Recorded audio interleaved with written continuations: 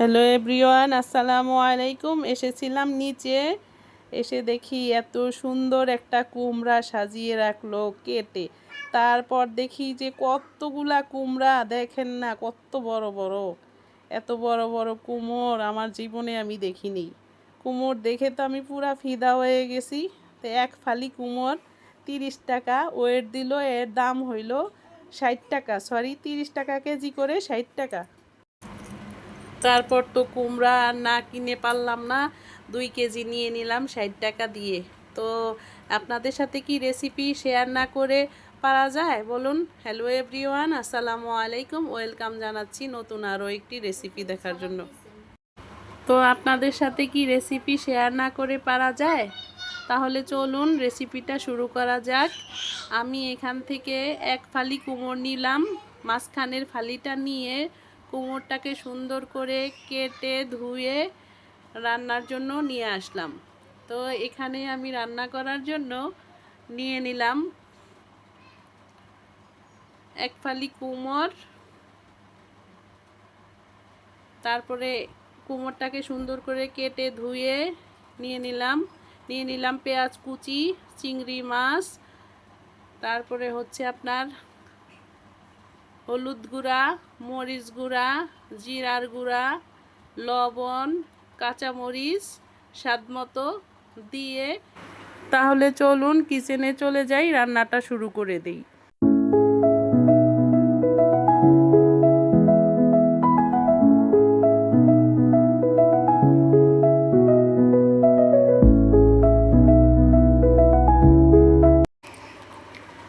এখন আমি চুলায় একটা কড়াই বসিয়ে দিলাম। কড়াই বসিয়ে এখানে পেঁয়াজ দিয়ে দিলাম, প্রথমে দিয়ে দিলাম তেল। তেলটা একটু বেশি দিচ্ছি।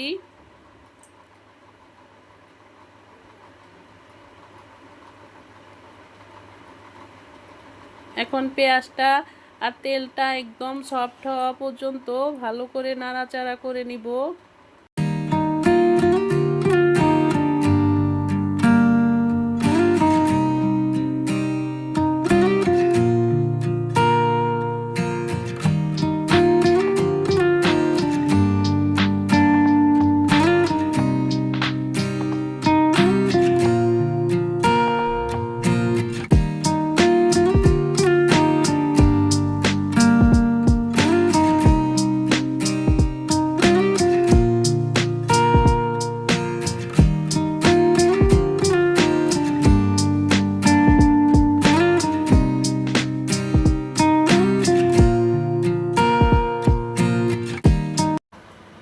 এখন কড়াইতে আমি চিংড়ি মাছগুলা দিয়ে আর একটু ভেজে নিব।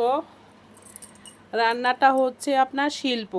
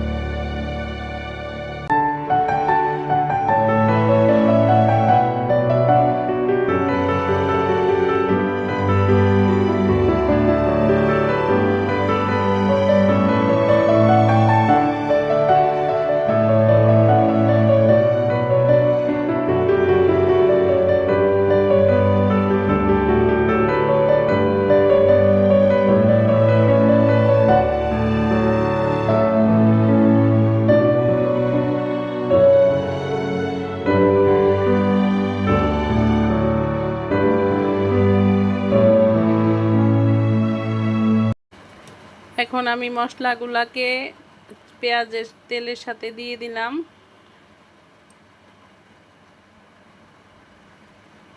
অল্প পরিমাণে পানি দিয়ে দিব। এটা ভাজা হয়ে গেলে অল্প পরিমাণে একটু পানি দিয়ে দিলাম। তো সুন্দর করে মশলাটাকে কষাতে হবে। না কষালে আপনার তরকারিটা ভালো হবে না। হ্যাঁ, রান্না হচ্ছে শিল্প, যেইভাবে করে রান্না করেন তাতে কিন্তু হবে না। রান্নাটা সুন্দর করে কষায় তারপরে যদি রান্না করেন তাহলে খেতে অনেক ইয়াম্মি হয় আর দেখতেও অনেক সুন্দর লাগে।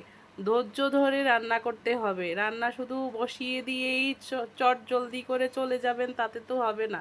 আমার মশলাগুলা কষানো শেষ, আমি এখন কেটে ধুয়ে রাখা কুমড়গুলাকে দিয়ে দিলাম।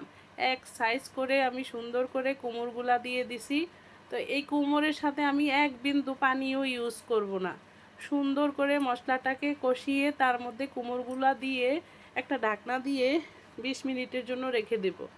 20 মিনিট পরে ফিরে আসছি, দেখুন।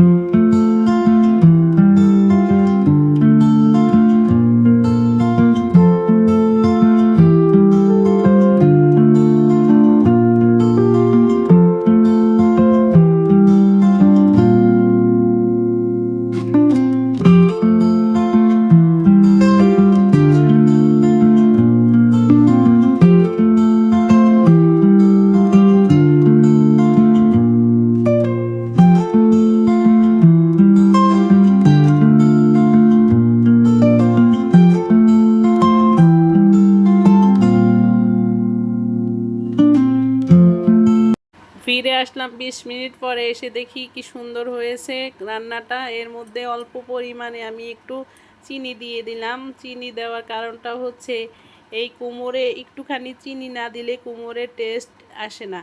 তো এইভাবে করে কারা কারা রান্না করেন অবশ্যই কমেন্টে জানাবেন।